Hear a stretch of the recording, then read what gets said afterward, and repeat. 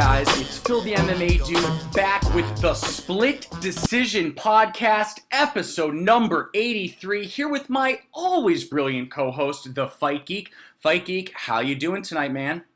Doing great, man. You're coming in hot, huh? Coming in hot. I'm feeling hot. I'm feeling very sexy. I'm wearing my glasses. I'm sweaty from a workout. I haven't showered. Your glasses make you feel sexy? No, I was being sarcastic. All right, never mind. Okay, well, let's get back on track. All right, back on track. Lots to talk about. Lots to talk about. Guys, here's what we've got today. Quick run through is first, we're going to tackle UFC Fight Island 6, the Korean Zombie versus Ortega. We're going to do a quick recap and review. After that, moving on to the UFC 254 preview and picks. Then really quickly going to jump into outside the UFC and cover the incredible results of Teofimo Lopez's amazing victory over Vasyl Lomachenko. And then after that, we're moving on to my favorite section, listener questions and more. But Fight Geek, let me start off the show with this question for you.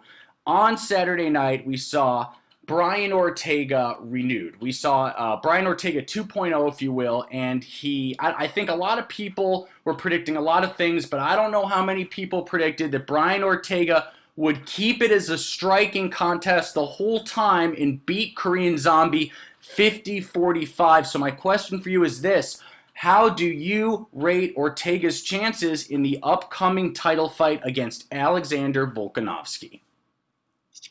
Well, I mean, based on the recent results and the fact that, all indications are that Brian Ortega used that time to heal and get quite a bit better, I actually like his chances. I think he's actually poses a few more threats, obviously, with his jiu-jitsu than Volkanovski does. Obviously, Volkanovski is the sitting champion and had a very close fight with Max. But I do actually think that I would like Ortega's chances based on the previous performance. I mean, it's hard to bet against a champion, but, Ortega showed you everything he needed to, in addition to the toughness he showed in the Max fight. And I think it shows quite a bit of intelligence, in retrospect, to look at Ortega taking the prolonged time off when everyone's criticizing him. Sounds like he got rid of one of his coaches and had some mix-up behind the scenes and kind of is in a more mature and better place in his life, and come back and really kind of hit that second stage of his career and truly be an elite fighter.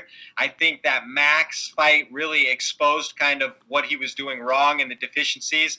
And like I said, the fact that he's able to take that extended time, the criticism, stay focused, come back, have a performance like that, I think it's got to bode very well for him no matter who he fights moving forward.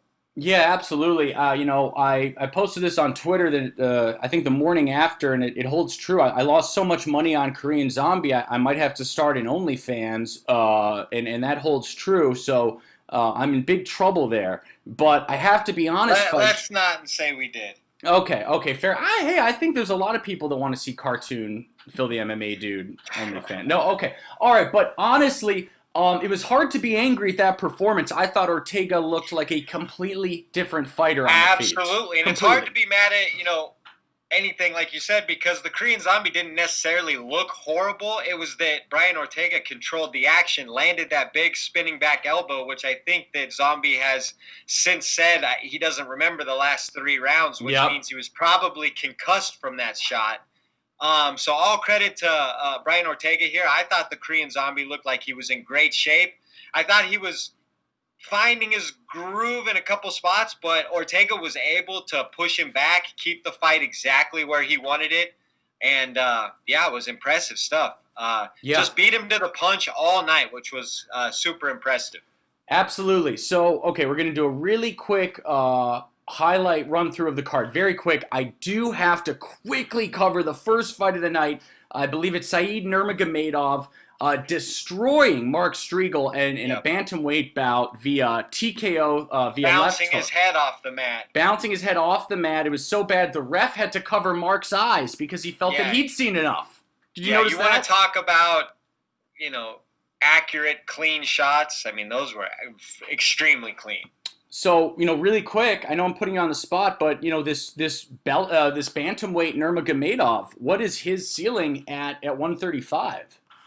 Well, again, we have to temper our expectations based on who he's fighting. He's not fighting a top 15 guy. So to come in Right. there and starch a guy who's relatively unknown, it's impressive, but, he still needs another fringe outside the top 15 type guy before I'm really considering him in that realm. But clearly he has the talent to be a top 15 fighter. There's no doubt about that.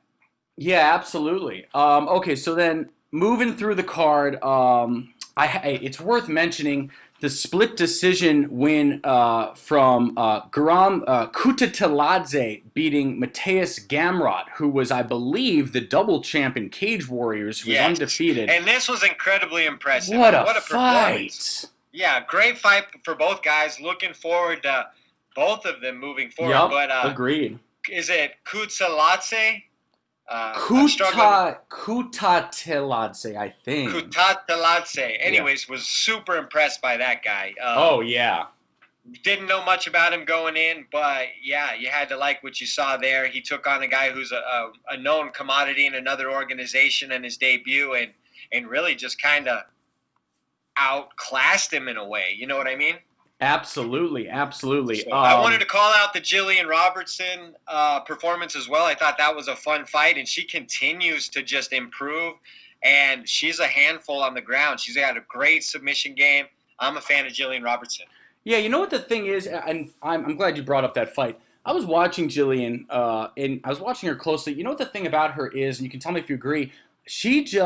I feel like she's someone who's she maybe doesn't have the most natural talent at 125, but what she is so solid, so consistent. She's shored up her game so that her defenses are minimized, her offenses are optimized, and I just feel like she doesn't. She's not going to beat herself, right? You've got to go out and I think that's a testament to her coach, Dean Thomas, who works with her very closely. And Dean I think he's loosely associated with the American top teams, right? So I think it goes back. I think it goes back to her coaching. She was really raw and young when she was on, I believe, The Ultimate Fighter early, but she's continued to, be a serious problem on the floor. And Botello, who she fought, seemed quite a bit more physically imposing and large. So it was really impressive for her to, A, get her down without taking too much damage, and then, B, be able to hold her down and eventually finish the fight. Absolutely, totally agree. It's going to be a lot of fun to see what comes out of Jillian Robertson next. The next fight I wanted to really quickly talk about. Again, there was a lot on the main card. Is Jimmy Crute manhandling Modestas Bukauskas? Jimmy Crute's a big, strong kid. I mean, that's what he's all I can say. Serious badass, I think. He has serious power, and he actually is a bit more technical than you give him credit for on first glance. So yeah, I'm a Jimmy Crute fan, especially the way he fights. He comes in, he really doesn't take a backward step. He just charges forward, and he has brutal power. So he's going to be one to watch, no doubt. Absolutely, absolutely. Jonathan Martinez defeated Thomas Almeida via unanimous decision. I loved Martinez's striking. I thought it was so crisp. You have to love Martinez, another guy who kind of Cheeto Vera-esque in the way he continues to improve and come out of nowhere, because that was incredibly impressive performance. He outstruck Almeida, Almeida's fallen on some rough times, but I didn't think he looked horrible in this fight. I thought he stuck to a game plan. And he was trying, but, Martinez was just the more versatile, maybe the more active fighter. And, he was a problem. He was landing all kinds of techniques. So, again, I keep saying this, but the UFC's got a lot of young talent. Martinez is another one to watch. I'll be excited to see whoever he fights next. Absolutely, absolutely. He almost reminded me a little bit, and this might be a bit of a stretch. Obviously, he's not nearly as good, but Martinez reminds me almost of a less polished Calvin Kattar with his striking. Is that fair? A little more kick heavy. Okay, fair. But yeah, I mean, he's a good striker, no doubt. surprising striker. Yeah, absolutely. Okay, James Krause defeated Claudio Silva. This actually I thought was a horrible fight. I'm just going to be honest. Yeah, it was so It looked sloppy. like a bar fight. James Krause has a tendency to get in sloppy fights, and Silva, I mean, Silva that looked guy, horrendous, actually. he was throwing haymakers from everywhere. He was off balance. He was missing by a mile. Like, the fact that James Krause wasn't able to get him out of there quicker was a little concerned. Yeah, absolutely. I thought Krause took way too much damage. He was actually, to be honest with you, while I was watching it, I was thinking in my head is like, who does Krause think he is? Anderson Silva? He was leaning back to the side and trying to hit him with the straight counter, like off the shoulder. It was just very bizarre the way he was taking that fight. He could have got that guy out of there much quicker. Silva had no cardio. He was all over the place. Strange fight. So, really quick before we move on, the one thing that interested me was after the fight in the post-match press conference, James Krause was talking a whole lot of ish about one Joaquin Buckley, saying that he's a clown, that he tried to train at Krause's gym. Krause told him to fuck off because he's negative. Didn't go into too much detail about why he hates Buckley so much, but he essentially ended it by calling out Buckley, said he'll move up to middleweight no problem, just to teach Buckley a lesson. I know that Buckley has a fight right now, but if he gets through it, is that something you'd like to see? I mean, if there's a little bit of a backstory, why not? But I mean, James Krause has been grinding away in his division for a while. It doesn't make sense in my opinion, for him to take a detour for a fight like that versus a guy who's been in the UFC for 2 fights. I mean, what if he were to lose? He's 1-2. James Krause, I believe, is actually like on a 3 or 4 fight win streak. I'm not. Yep, that sounds right. He's definitely on a bit of a streak. So the fight makes no sense, but I mean, if there's some personal bad blood there, maybe I could see that. But the way James Krause looked this weekend, the last thing I want to see is him with 15 more pounds on him. Yeah, fair enough. Okay, so moving on to the co-main event, Jessica Andrade defeats Katlyn Chookagian in the co-main event at 4:55 of round number 1 via I think I called TKO. This one right, and you called it wrong, correct? Yeah. Oh, wow. You really love to highlight those. You got to love Andrade's brand of violence. She is just a little tornado. Close the distance. I knew that Katlyn Chookagian was not going to be violent enough to keep her at bay, and that's exactly what you saw. She just walked through everything Katlyn Chookagian threw. Absolutely. Andrade, she also made a bit of history. She became the first woman in UFC history to win fights in 3 different weight classes, those being 115, 125, and 135. That's an unbelievable feat, honestly, considering she's small. Oh, yeah. Absolutely small. And so for her to hang with the bigger class is really impressive. It shows her tenacity, and that's what I mean. You got to love her style. She comes to fight no matter what. Absolutely. Here's my question. Here's my big question from that fight. So Jessica Andrade easily defeated the number 1 contender at flyweight in Katlyn Chookagian inside of 1 round. Now, is that a testament to how great Andrade performed, or is it more of a testament to just how shallow and poor flyweight is for women's flyweight? I think it's a little bit of both. I believe that Andrade is an elite female fighter. Oh, so, definitely. I mean, she's a former champ, right? And I believe she's a better fighter than Katlyn Chookagian, who, even though she's ranked extremely high, has had some mixed results. I believe, she's lost to fighters like JoJo Calderwood off the top of my head. So it's not as though Chookagian is like this clear elite fighter, even though she's been ranked like 1 or 2 forever.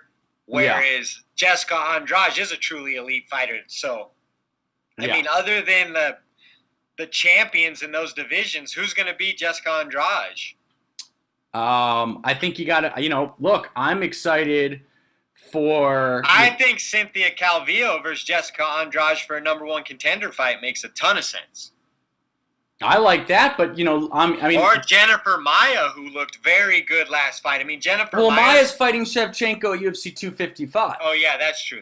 Okay. I mean, to be honest, I almost want Andrade and Cynthia not to fight because I think Valentina needs serious, contenders wherever she can find them.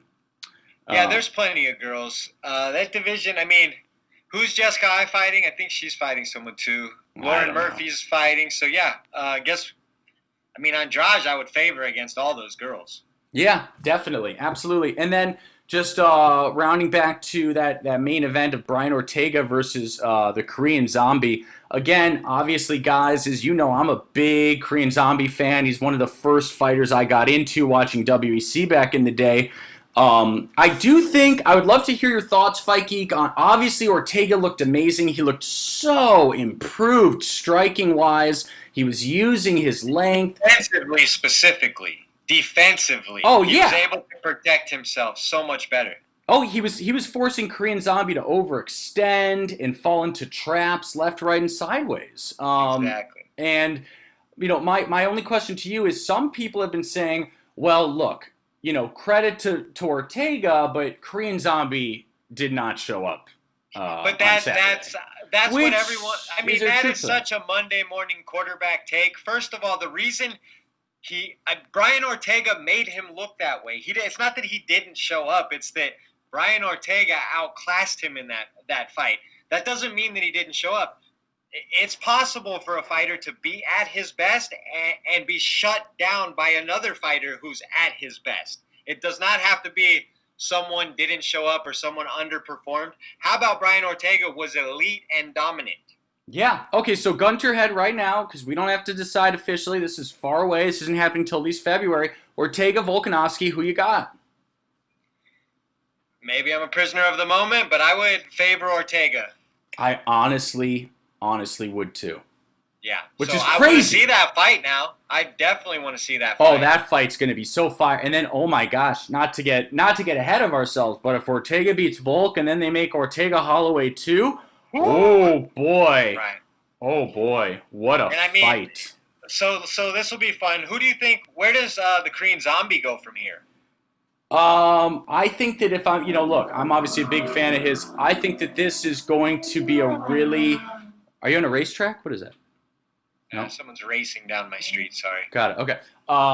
Fast and Furious over there. Fast and the Furious, yep. Yeah, okay, so no, it's crazy to think, man, but Ortega is just, I have to view him completely differently now because he obviously has always had amazing everything jiu-jitsu. You thought you knew was wrong, Phil. Yeah, no, he's always had amazing jiu-jitsu, but, Oh, amazing. And by the way, just so I can really quickly say. And he's a gamer, which he does not get credit for. In a couple of his fights, he was losing and he came back for stoppage wins. Moicano, which I don't care live. what anyone says. I will always give him credit for the beating he took in the Max Holloway fight. That shows it without getting knocked. I don't even remember him being knocked down, even though he was hit that many times. So yeah, he's shown a lot of toughness. I think there's a lot more facets to Ortega than people give him credit for. Absolutely. Now that he's improved his striking game, I don't know, But what's next for Korean Zombies, what I asked? I was going to say, I think what's next for Korean Zombie is the loser of Zabit versus Yair, if that fight ever happens. I think you give him Kelvin Cater and watch him strike it out. I think that's a great striking match. I'm hearing whispers that Cater versus Holloway is very close to done. Well, I would like that, but that's I don't know. I don't know if I believe that till it's signed. So fair enough.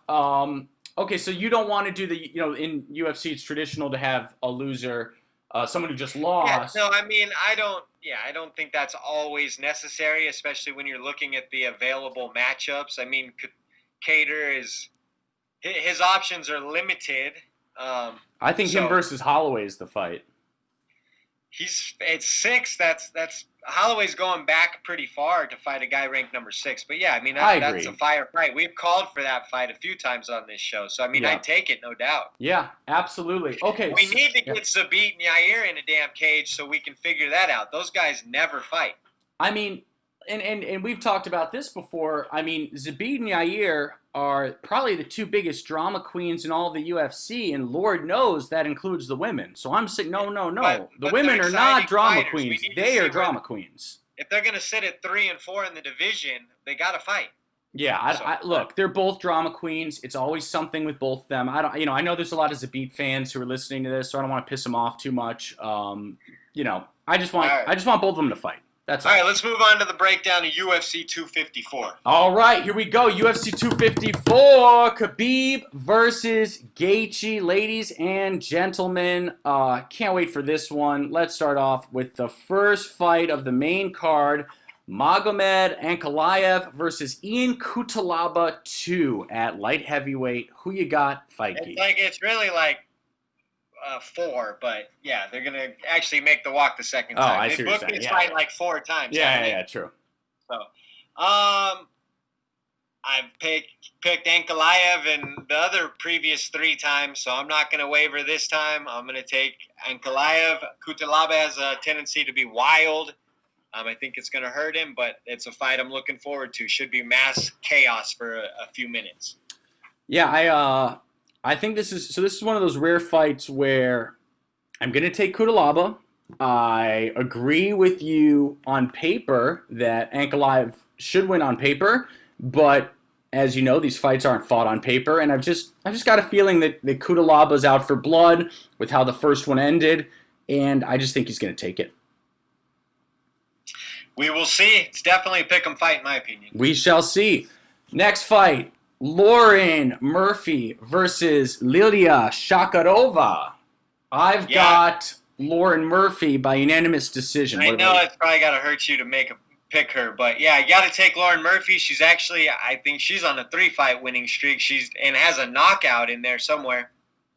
So yeah, Lauren Murphy's quietly creeping up that division. I expect her to win this one, and believe it or not be too far from a title shot. Yeah, I have to agree with you. I think that Lauren's looked good lately, and yeah, I think that if she gets this win, she'll inch a lot closer. So okay, next fight: Phil Hawes versus Jacob Malkoun. Middleweight fight. Malkoun 4-0, number 11 middleweight in Australia. Phil Hawes 8-2. Number 4 middleweight in Western U.S. With known commodities like these guys, I'm going to let you pick first. Oh, thank you so much. I really appreciate that. So I've got Phil Hawes via unanimous decision. This feels like a Bellator fight to me for some reason. Yeah, Phil Hawes. I'm going with Phil Hawes. Not sure why it's the 4th card on the main card. Maybe somebody fill me in if one of these guys are super important and I'm not familiar. But, yeah, strange matchup to be just sitting right there. Agreed. I would have taken Stefan Struve, Tai Tuivasa, or the Alex Oliveira fight there. Sure. I mean, well, one thing I will say is I think we've seen a few times that they don't just go from most important to least important. And before we move forward, I want to go back and call out the Casey Kenny versus Nathaniel Wood fight, because that fight is going to be absolute fireworks. I love both of those fighters. Oh, yeah. That is going to be good. That might be the best fight on the card. I mean, it's not the best fight, but that's going to be a great fight. I think I've got Nathaniel Wood pulling it out. As much as I love Nathaniel Wood, I think I've got Casey Kenny. That guy has looked like a Terminator the last few times out. He's looked very good. No, you're right. You know what? That's going to be a dope-ass fight. It is a great fight. That's why I wanted to call that one out. Amazing fight. All right, absolutely. We can get back to the All top. right, moving on. Alexander Volkov with a brand new weird Asian demon tattoo from Japan, I think. I believe it's Japanese on his back. Please correct me if I'm wrong. Sorry? I said it's a bit much. Yeah, and please correct me, guys, if it's not Japanese. I believe it is. Versus Walt Harris. I've got Volkov winning this via... I hate to be so boring saying all these decisions. I've got him via winning unanimous decision. Yeah, I mean, this is actually another very solid fight on this card. 2 top 10 heavyweights. Both kind of pose their own problems. But you got to take Volk based on size, experience, technique. Walt's probably the more athletic guy, maybe hits a little harder, but until he beats an elite guy, then, he's kind of like a prove-it type deal. So I'm taking Alexander Volkov here for sure. Yep, agreed. Okay, now we move on to the co-main event, which, frankly, Fight Geek, I am at least as excited. Be terrified for this fight. I'm at least as excited for this fight as the main event. Am I crazy?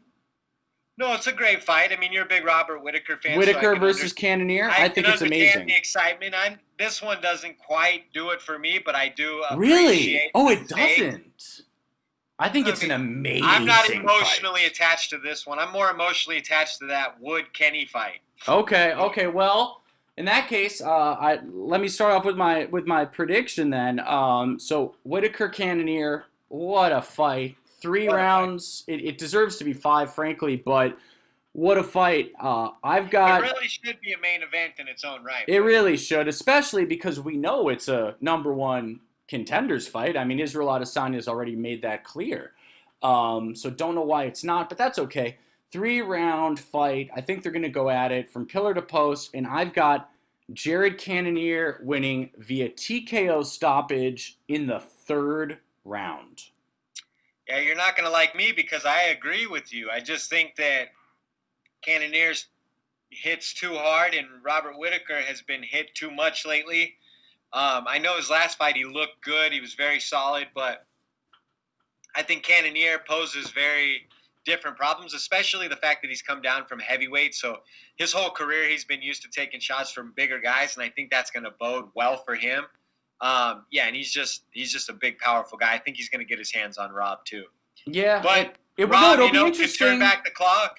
Who knows? Absolutely, and you say turn back the clock. I want to remind people, Robert Whitaker is not an old fellow. He's but considering the fight miles and the surgeries and all of that, he's got some miles on him in fight years. Yeah, very true. And again, I just think Cannonier is a really didn't he have to pull out because his intestines got tangled or something?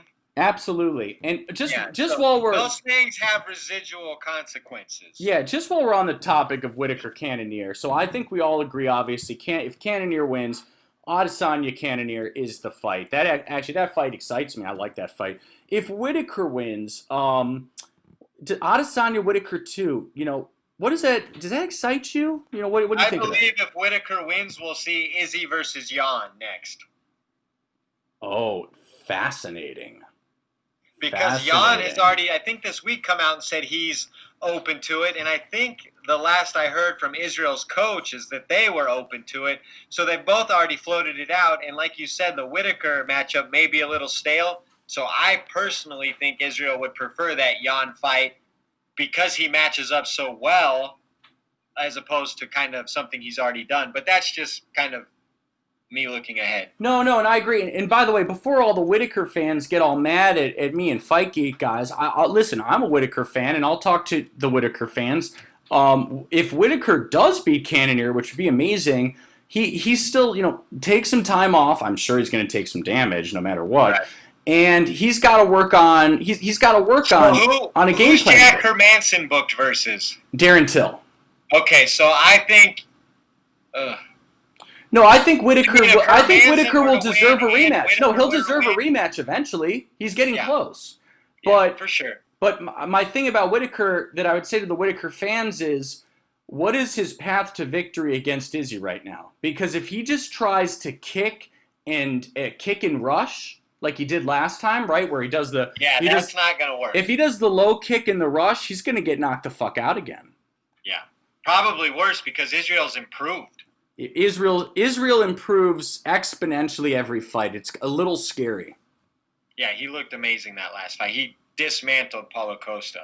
Yeah. So absolutely. Yeah, I mean, I don't know. I think if Whitaker were to win and Hermanson wins, I could actually see them fighting for the true number one to fight Izzy after a potential Jan fight. But obviously, the Cannonier win would move him right into that slot. So there's options for sure. Yeah, absolutely. And by the way, if Izzy wins 2 belts before John Jones, I'm going to laugh forever. I mean, that's just something I'll never let go. So all Jones fans be warned, I will laugh forever if that happens. Forever. We're pulling against you. All right. Okay, so really quickly back to Khabib versus Justin Gaethje. The main event.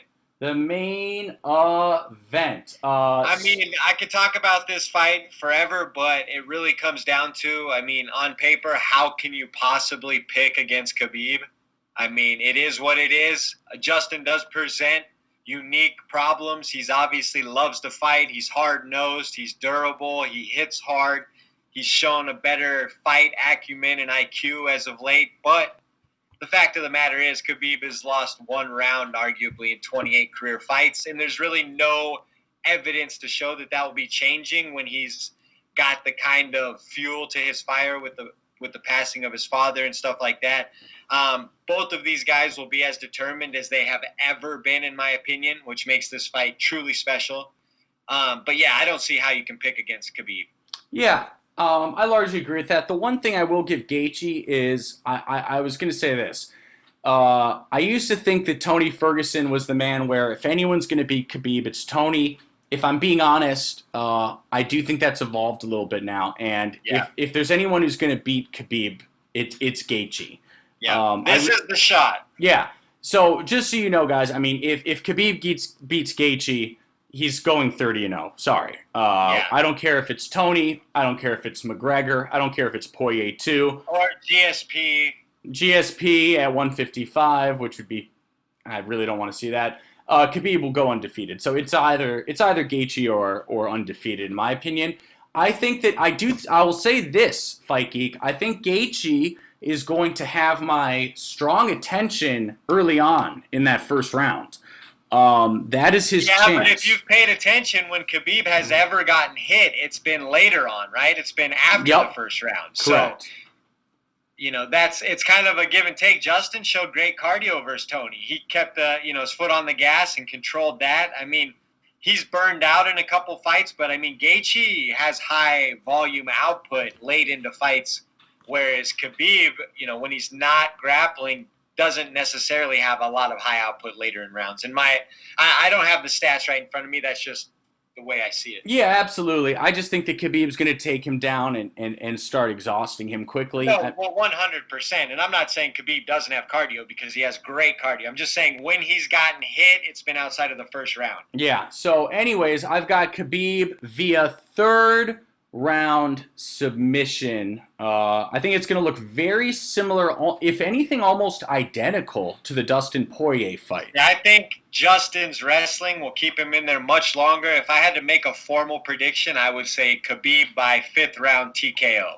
So it's interesting you mentioned that, because I wanted, really quick, when was the last time you saw Justin truly implement his wrestling? Well, again, he's going to be the type of wrestler who uses his defensive wrestling to keep the fight standing so that he can strike. So we're not going to see Gaethje go in there with a game plan to take Khabib down or win, those scramble situations. What Gaethje's saying with his wrestling is he has good enough defensive wrestling to ideally keep the fight in his realm, which is striking. And if he is able to defend some takedowns and keep it on the feet, there's no doubt he will hit Khabib. He's his hooks and his striking are beautiful. Trevor Whitman is a genius striking coach. So the defensive wrestling is really what matters. Dustin Poirier, Conor McGregor, those guys have not had a lifetime of defensive wrestling in their back pocket. So that is a wild card. Khabib has never fought someone with those type of credentials other than, Abel Trujillo and guys like that. But that's when Khabib was much younger and less refined. So. Yep, absolutely. And you can tell me if you think I'm wrong on this, Fight Geek, but I've got a theory very much that, we've seen Khabib prior to a few big fights. The McGregor fight comes to mind first, where he was giving interviews a few weeks before, and he had one or two really big black eyes. Now, what's my theory on that? Who gave him those black eyes? My theory is Daniel Cormier or Rockhold, someone much bigger. So I guess what I'm getting at here is that I believe Khabib has a very, very good chin. I think he's no doubt about it. No doubt about it. Because if he's got a black eye and that was from Rockhold or DC. But what I'm saying is that if Gaethje, in a perfect world, is able to defend all the takedowns and he's got Khabib standing late in the third or early in the fourth tired, there's no doubt about it he would love his chances to get to his chin at that point. Oh, definitely. So we're not talking about the first or second round. If Gaethje's going to stop Khabib, he's going to have to stay off the mat, keep Khabib where he doesn't want to be, which is on the feet, beat him up on the feet, kick his legs, not hit his body, hit him in the head, fatigue Khabib, because you cannot fatigue Khabib in grappling situations. I 100% believe Khabib could fight like that for an hour. You have to keep him out of his realm. And what do you think of the fact that Eddie Alvarez was able to take down Gaethje Well, Eddie Alvarez obviously tried to take down Conor, Right. and that went pathetically that badly. doesn't bode well for, MMA math at all, but it is what it is, right? Because I'll never forget when Eddie Alvarez tried to take down Conor, and Conor stuffed it and you literally almost looked at him like, are you serious? Yeah, what I will say is that Gaethje in that Eddie Alvarez fight, that was kind of the height of his undisciplinedness. Yeah, if that's even a word. That's fair. So I think he was a cowboy in that fight. He was just guns blazing, going wherever, swinging wild, taking whatever came. I think he will have a much more conservative game plan in this fight, knowing this is basically the biggest fight of his career versus arguably the greatest MMA fighter of all time. So I don't think you will see him with as much reckless abandon, especially when you take into account the Tony Ferguson fight where he was very calculated.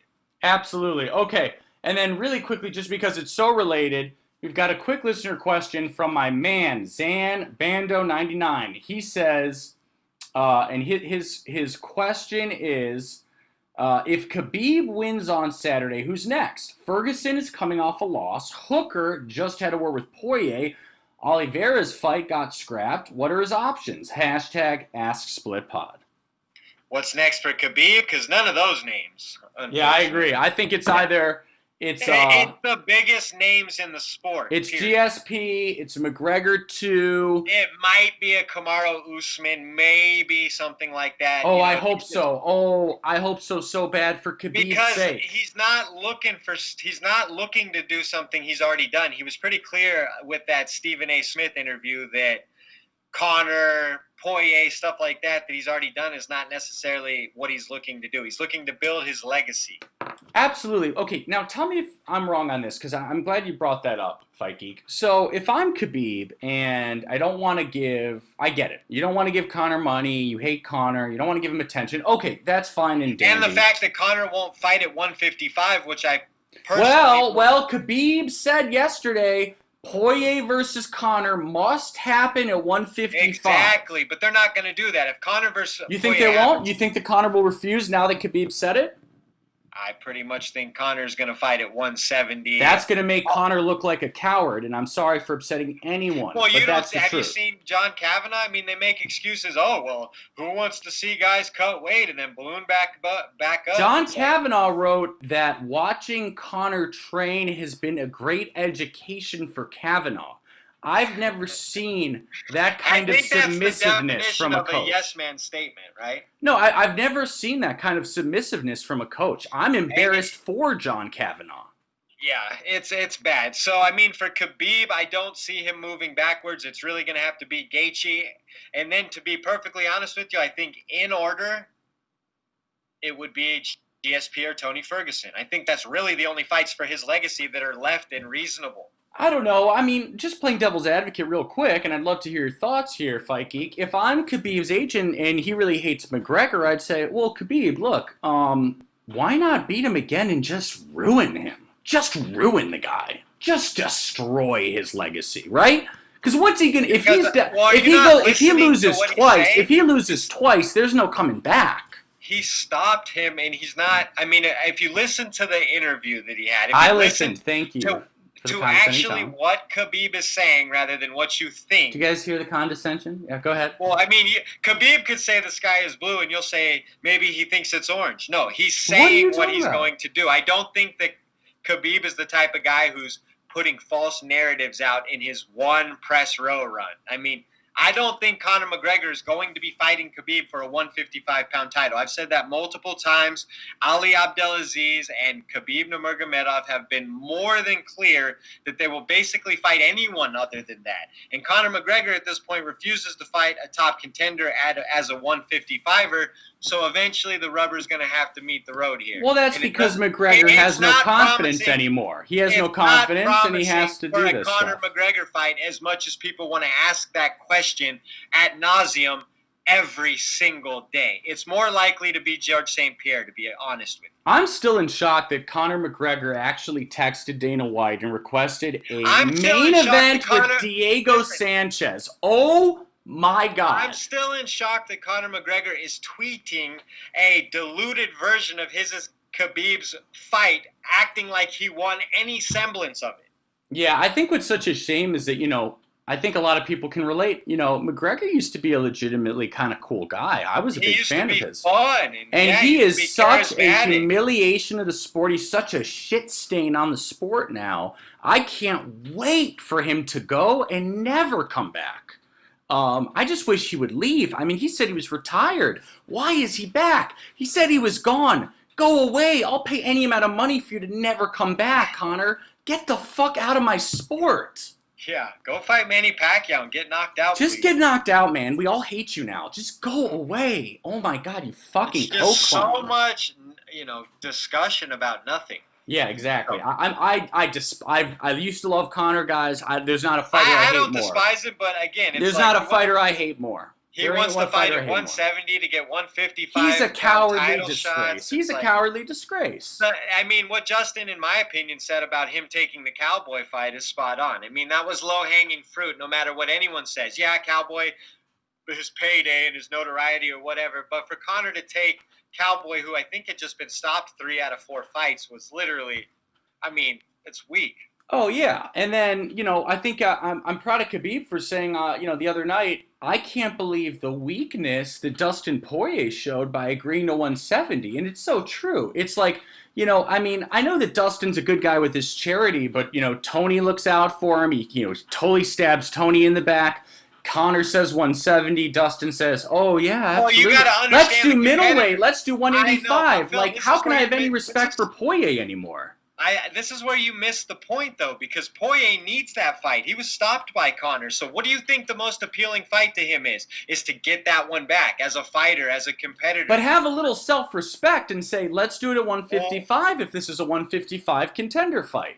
well, I think everybody knows that Connor is going to be like, deciding where that is, and he's been so outspoken about 170. So So, your guess is that the fight will still go forward at 170 despite Khabib's warning. I do believe that, yes. That will be the biggest bitch move in MMA history, and I will lose all respect for Connor if it happens now at 170. All. So, I mean, Would you not? Will you not? Will your respect stay the same? well, I mean, if he were to beat Poirier at 170, that's impressive in its It own right. is? But again, Is it? Why is it I feel like, impressive? well, because Dustin Poirier is a large 155er who's elite, so He's he a would he's make a that. 155er. Yeah, but he's large. He's a big guy. He's put on a lot of mass, as has Connor over his Connor's career. built for welterweight now. That's what no one wants to talk about. Dustin Poirier's bigger than Connor. Yeah, I mean one of them has fought more times at welterweight than lightweight. One of them has 0 welterweight fights. Well, that's true, but I guarantee you that Dustin Poirier probably trains at 180. I guess I'll just put it this way, Fight Geek. I saw a lot of things. I saw a lot of ways that it would go with Connor returning. I never thought I'd call him a coward. So that's what's unfortunate, I guess. Well, hey, It's disheartening. He had the nerve to call out Diego Sanchez. That means something. Yeah, what a brave man. All right, let's what move a on brave to man calling out Let's move- Sanchez let's for a move main off event. The Connor bashing for a while and get to outside the UFC. All right, outside the UFC, we had Vasily Lomachenko versus Teofimo Lopez in an amazing boxing match. The undefeated Teofimo Lopez pulls out the win over Lomachenko via decision with an incredible performance. Unbelievable. What a fight. Yeah, we won't get too technical here because we're not boxing experts, but I will say that, again, the narrative is, oh, Loma wasn't that good. Who has he fought? Let's just all appreciate a 23-year-old kid. Lomachenko's amazing, so that's ridiculous. They're both absolutely amazing. It was the tale of two fights. It was a beautiful fight by both guys. Loma took a little too long to get started, but again, similar to the Ortega and the Korean Zombie talk, the reason Lomachenko didn't look great is because he was nullified by a big, strong, technical, 23-year-old focused machine. I mean, Lopez was unbelievable for the first 6 rounds of that fight in completely dismantling Loma, who is, and admit it's a slow starter, but I love that fight. Obviously, it was fun to see Loma put the pedal to the metal and try to knock Lopez out and get him out of there late. Lopez showed a ton of mettle, and then winning that 12th round where they were exchanging was awesome. great fight. People who say boxing's dead are out of their mind. How'd you score it? How'd you score it? Real curious. I scored it 7-5 Lopez, and I think I scored the first 6 to Lopez, the next 5 to Loma, and then the last 1 to Lopez. Okay, fast. Okay, so I think that's likely the most correct score. Well, I saw on the telecast a lot of people were giving round 2 to Loma. I gave round 2 to Loma. I admit it. But go ahead. Sorry. I just said in real time I did not, and I haven't gone back and watched the fight. But he was doing so little with the output, it's hard for me to score that for him early. Yeah, admittedly, this was late at night. This was obviously after the UFC fight. So, look, I'd had a few drinks. I scored it 7-5 for Loma, but I admit that was with... That's an impossibility. It's not an impossibility. It's impossible. Oh my God, you're making me want to name the fucking rounds, bro. It's not an impossibility at all because the main CompuBox. Okay, look. Oh, good. Oh, look what I found. My scorecard. You want to know which rounds I gave to Loma? I can read it. Your drunken scorecard late Saturday evening. I gave Loma rounds 2, 7, 8, 9, 10, 11, and okay, I gave it 12. Shouldn't give it 12. Okay, that's wrong. Okay, so I guess I scored it a draw. Excellent. A draw is like. It's That's wait. Just see, that's Adrian Broner's unofficial scorecard that was shown on. First of all, Adrian Broner's IQ is like 46, so I don't care about Adrian. My whole point is no one in boxing knows how to score boxing matches. It's time we talk about that. It's very no one knows. No one. But I think the clear winner of that fight was Lopez, so I was incredibly happy to hear his hand raised at the end. I mean, I don't think you can watch that fight in its entirety and really think that Loma won. Oh, yeah, no, I'll be completely honest with you. So I lost so much money on the Korean Zombie, it's not even funny. I will never give away the amount I lost. But I can tell you this. I was drunk and desperate going into the Loma. You doubled down? Doubled down on Lopez. And I didn't quite double down, if I'm being honest. It was, I didn't quite double down, right? I third it down. I put a third in. Oh my God, thank God Lopez won. Thank God. Because otherwise I'd be probably homeless, with a, sign, will, do whatever for crack cocaine or something. Because I was broke. Falling on hard times over there. Yeah, no, seriously. So thank God Lopez won. It definitely hid a little bit of the damage. But in any case, okay, does that sum everything up? Are we ready to take a quick break and then get to listener questions? Yes, sir. All right, guys. We'll be right back after this short break with listener questions and more. Hey guys, it's Phil the MMA Dude letting you know that this episode of the Split Decision Podcast is brought to you by TotalAggressionClothing.com. Visit www.totalaggressionclothing.com and use the promo code 46210 to receive a special Split Podcast discount on all Total Aggression hats, shirts, hoodies, and more. Again, that's www.totalaggressionclothing.com with promo code 46210. Hey guys, it's Phil the MMA Dude back with the Split Decision Podcast, episode number 83, here with my brilliant co-host, the Fight Geek, and it is now time for my favorite section of all, Listen Up Questions!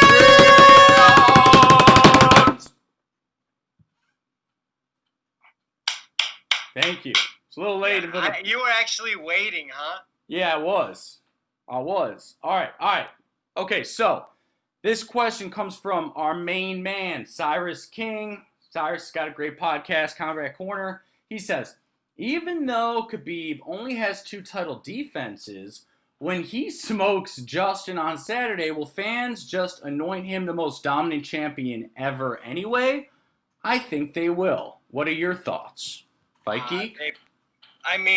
Uninformed, newer fans of the sport probably will start that type of discussion, but there's so many great champions who have had much deeper title runs versus arguably better, not better competition, but equal competition. So, yeah, I would say that's still fairly premature based on the longevity and just the quantity. Yeah, I have to agree. I think that Because technically he's not more dominant than DJ within his title run. yeah, no, I mean, look, I agree. I do think strength of schedule plays a factor, but at the same time, Absolutely. DJ had a lot more title defenses than when Khabib it's had like 14-3 in right. title defenses. No, exactly. No, I agree. Yeah, so, and like I said, Khabib's 28-0 is great, but as a champion, I think he's only 2-0. So you have to go as far. That's where you got to start when it comes to ranking him as a champion. Yeah, exactly. And as you kind of mentioned before, what I would say to Khabib is, look, if he's feeling frustrated, maybe disrespected, he wants to retire as the GOAT at 30-0, I understand. And what I would tell Khabib is the way you can do that with one fight is go up, get that welterweight belt, and then it's done. Yeah, then it's really hard to argue against. Yeah. So, that those are my thoughts about that 30th fight. But, okay, moving on. This is from Juice from Fighting With Myself podcast, another great show. He says, what do you guys think a rematch between Brian Ortega and Max Holloway looks like? And my first answer is, it looks like amazing.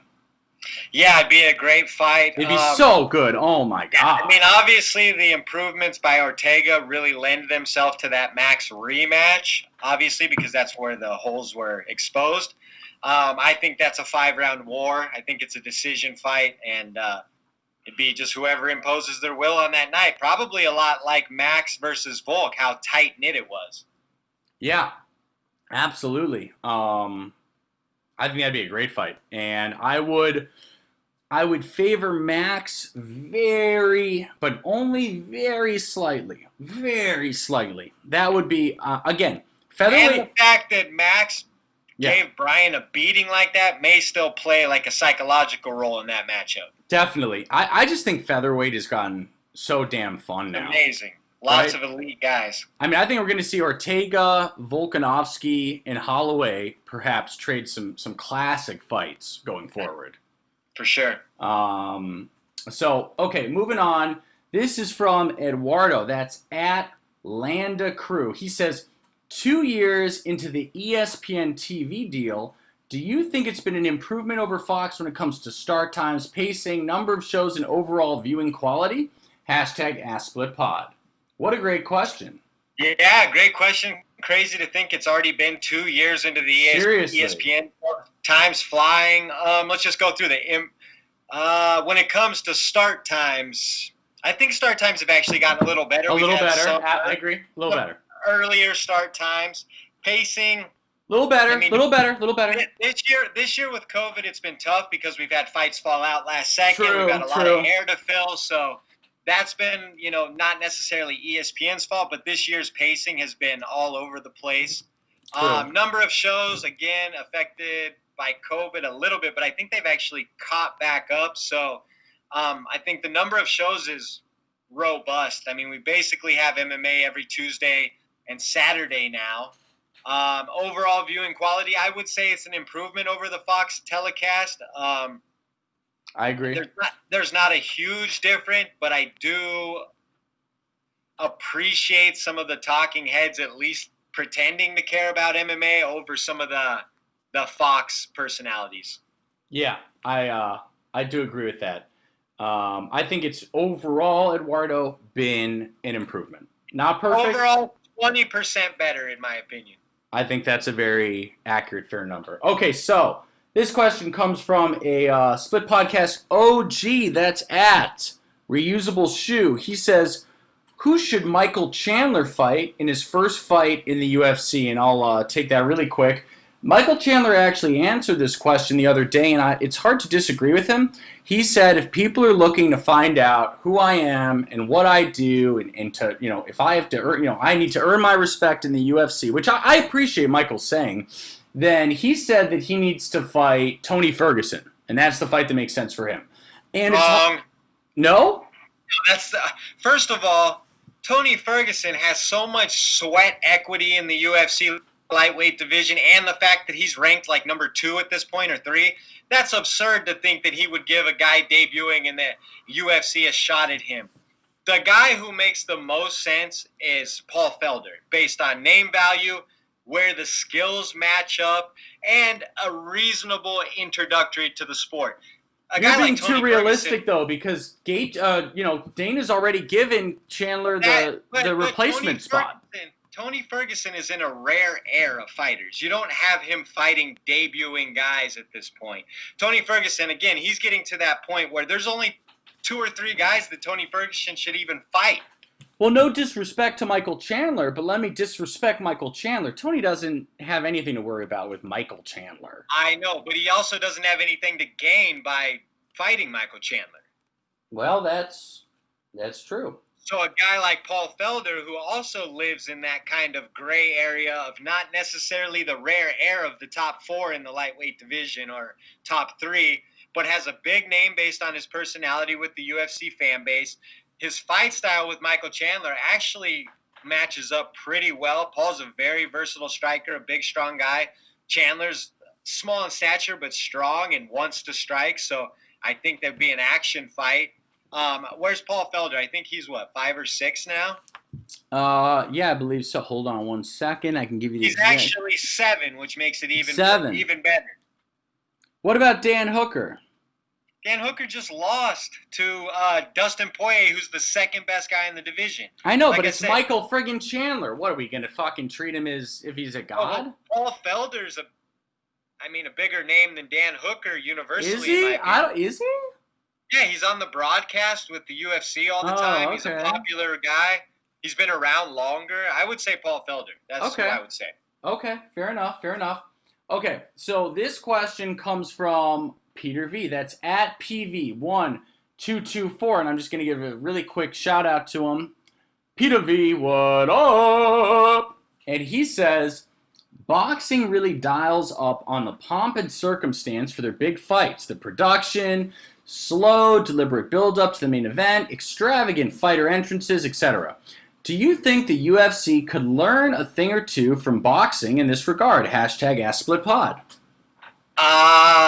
To be honest with you, the walkouts and the extravagant entrances in boxing are a little too long for me. They almost kill my vibe sometimes. So I totally agree, actually. I don't want to see a guy walk out for, 5 minutes straight. I don't want to see him standing at the top of the hill for 3 minutes and then slowly making his way with, I remember back to the McGregor versus Mayweather fight card. And, I have a house full of 20 people to watch that fight, and everybody was falling asleep on that undercard. The Gervonta Davis walkout damn near put every person in my house to sleep. They all wanted to go home. We barely got to the main event.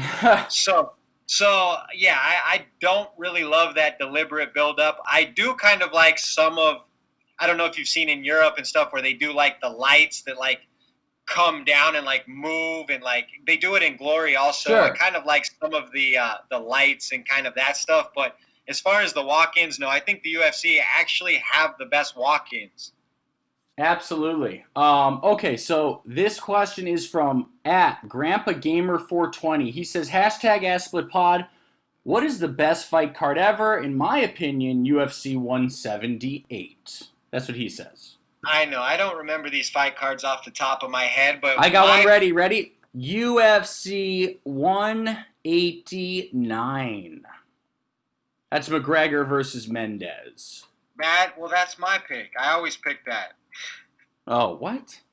Yeah, because it had Robbie versus Rory on the... Yeah, I know. Yeah, I mean, those two fights are... You want another? Oh, I can name another that's even a little more casual if we want. UFC 205 gets slept on a lot. That was a triple title fight that was dope as hell. That had McGregor-Alvarez super fight. It had Woodley Thompson, and it had JJ versus Carolina. Yeah, the other two fights didn't do much for me, but that was a good fight card as well. Woodley Wonderboy 1 was a great fight. No? It was good in real time. I bet if you watched it back, it wouldn't be that exciting. Okay. I do remember in real time liking it, but fair enough. So I think 189 is clearly mine. Yeah, 189. Okay. Wow, I'm I mean, surprised two you of my agree. favorite fights ever. Oh yeah, no, totally agree. And Okay. the last time Conor McGregor was truly like not a caricature. Okay, so I love this question. This is from Nathan. That's at N_WEBB1212. If Khabib wins, who is his last fight most likely going to be against? And not who do you want it to be, but who do you think it will be? So who do I think it will be? I think, Nathan, that it will be McGregor too. Who do I want it to be? I want it to be either Ferguson, Oliveira, or my first choice, Kamaru Usman / Gilbert Burns winner for Okay, the so you're on welterweight four belt. names now. Why don't you just name the whole division? You'll get it All right, right. all right, okay, fine. Why don't I make it easier? I want it to be the Usman Burns winner for the welterweight belt. Fair enough. And I want it to be Tony Ferguson. Okay, fair enough. Fair enough. Because I'm a man for the history, and that fight needs to happen regardless. We need Tony to win one fight impressively, though. I agree. Okay, so the next question comes from Oscar Silva at WWE UFC_fan. Who would you pick in a matchup between Rumble Johnson and Israel Adesanya at light heavyweight? It's very likely that we'll see it at some point. Rumble's coming back in February, and Izzy really wants to fight at light heavyweight next year. #AskSplitPod. Yeah, I mean, it's definitely a sexy matchup on paper. I don't really see that being a realistic matchup. If it was a match, I would take Israel Adesanya via decision at this point. Rumble Johnson's been out for a long time. It would be hard to really quantify what kind of overall game he has. Clearly, he's going to be able to hit hard, but he always hit hard, and he was, had a trouble getting to the very top. Israel is elite. He's in his prime. I think he's a smarter fighter than Rumble Johnson, so I would definitely take him by decision. But I believe if Israel Adesanya goes up, he would definitely fight someone like Jan, who's the champion, and probably a safer matchup. So I think Rumble versus Adesanya is very far-fetched. Hard to disagree there. I actually do agree with that. And yeah, again, I mean, it sounds fun for sure, but I just don't see. Rumble needs to earn something, and then Israel's like at the top of the food chain. He's like doing super fights right now. Yeah, no, totally agree. Totally agree there. And then we've got a question from Glitch. That's at MMA Port. He says, #AskSplitPod. What's the ceiling for T-City 2.0? Which we touched on a little bit. Yeah. But I'll just come out and say it. His ceiling is the champion. No doubt. 100%. Guys, Ortega can be potential. champion. Let me be clear. He can be the champion. Soon. Yes, 100%. I was wrong about Ortega. I admit it. He can be champ. Wow. I'm sorry. I'm just telling the truth. You heard it here first. Phil's wrong once. Just once. Only once. Don't look into it, guys. Just once. But don't look into it. Okay. All right. All right. Do we got any more before we get to the listener questions? Thank you for finally laughing. It was like not the listener questions, but the voice question. Okay. I think we've got voice questions only because Jalen Ware said sent in an audio question. Yeah, a bunch of people saying they sent in audio questions. So what do you got for us, Fight Geek? Just going to quickly scan Instagram. Doesn't look like we've got any questions there, so I'm going to queue up one from Jalen Ware. Jalen Ware. Give me 1 second here. Hurry up, young Jamie. Hurry up. Hey, what's going on, fella? This is Jalen. My question is this. Earlier today on ESPN First Take, Khabib said that the only fight that really motivates him after he beats Gaethje is a fight with GSP. If a fight with GSP can't be made, what's really motivating for him? Not for us, but for him. Because apparently he does not want to rematch Conor or Dustin Poirier. So if the GSP fight can't be made, what will really get him up for his final fight? Perhaps a fight with the 170-pound champion. What do you think? Thanks, fellas. Jalen asking the fire questions as usual. Yep, so we've touched on it quite a bit. I think if Tony Ferguson somehow in the next couple months can fight someone relevant and have an impressive win and make himself relevant again, Khabib and his team are open to that fight because of how important it is to the fans and to history of the division. But Tony has to get the right opponent and look great. So that's kind of what I'm thinking. I agree with that. I think it's either I think it's Tony Ferguson, or I think it's if McGregor beats Poirier decisively, especially at 155.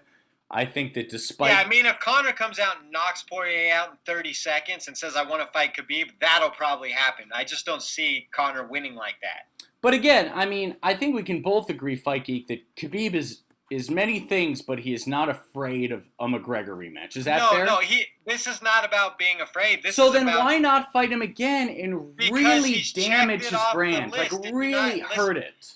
He told you today why. Jalen listened. He knows why. He's talking about it. Go listen to the interview. No, I already know what you're saying, because it's going to give Conor money. It's going to give him attention. No, it's because he... Okay, you want to put it in crude terms? Yeah.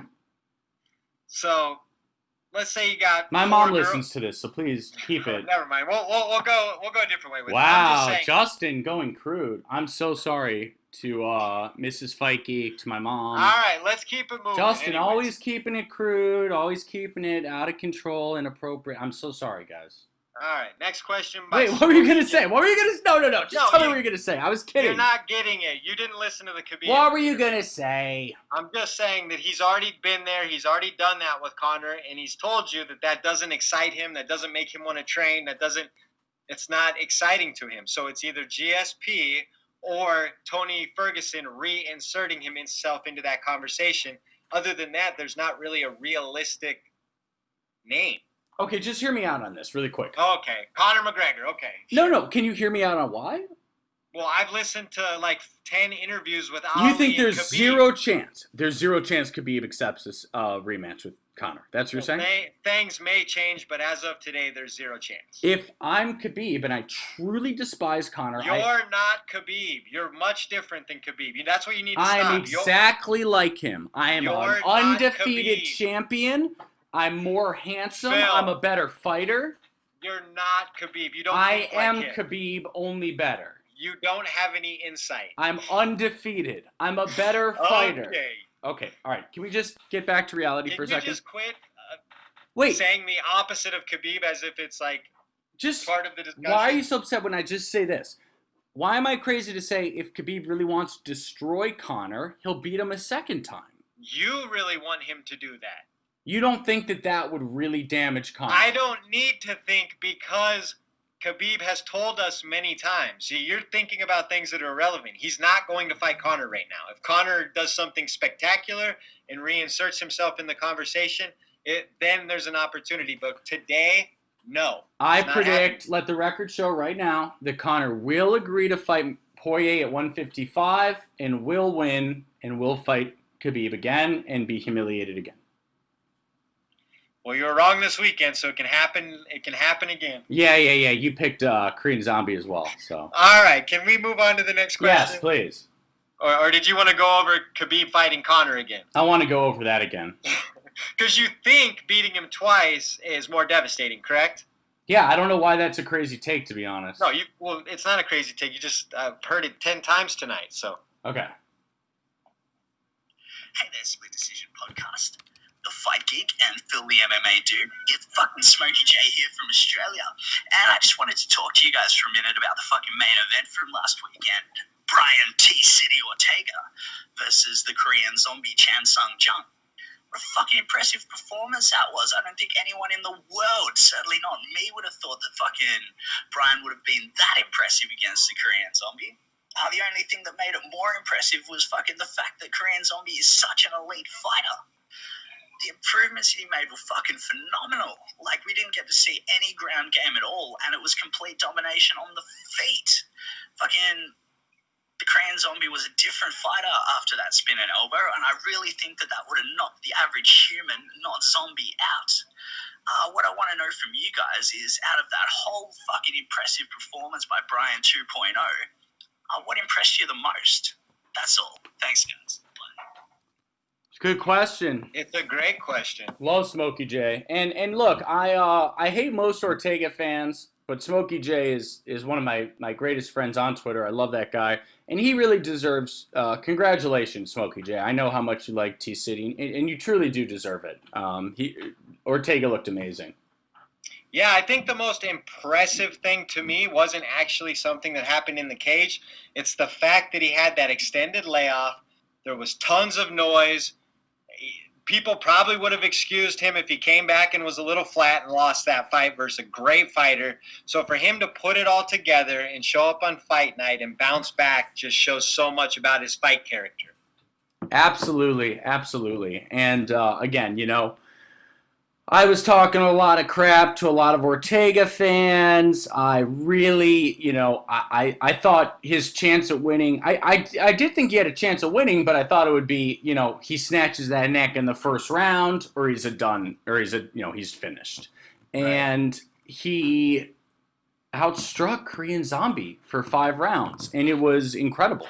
Comfortably. And yeah, I think Ortega fans such as Smokey J should be celebrating left, right, and sideways, because guess what? Their guy looked amazing, and I'm not going to say otherwise. And last shout out I want to give to Smokey J is how great his page is and how much he's improved as an artist. He used to say bad drawings. Now he says hashtag bad ass drawings, and I am so glad he changed the hashtag, because guess what? Now he's a really talented artist. So all the credit and respect to Smokey J, one of my favorite guys on MMA Twitter. Absolutely. Congratulations, Smokey J. Seriously, I know how big of a loyal Brian Ortega fan you are, and the sky's the limit for your guy. So hats off to you and congratulations.